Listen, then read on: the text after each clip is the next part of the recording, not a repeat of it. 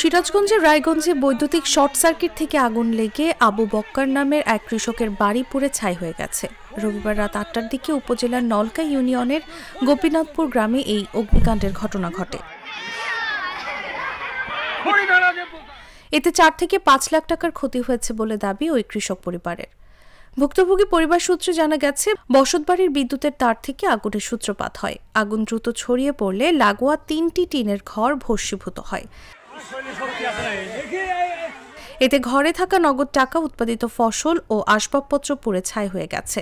এই ঘটনায় ফায়ার সার্ভিসের গাফিলতি রয়েছে বলে দাবি করে কৃষকের নাতি শেখ আসিফ জাগো নিউজকে বলেন, আমাদের আর মাথা গোঁজার ঠাঁই রইল না। ফায়ার সার্ভিসকে আগুনের বিষয়টি জানানো হলেও তারা আসে প্রায় ৪০ মিনিট পর, অথচ ফায়ার স্টেশন থেকে ঘটনাস্থলের দূরত্ব ১০ থেকে ১৫ মিনিটের।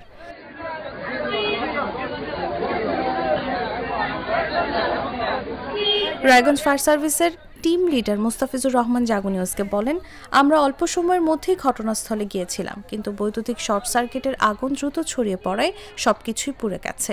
এতে কৃষকের ২ থেকে ৩ লাখ টাকার ক্ষতি হয়েছে বলে তিনি জানান।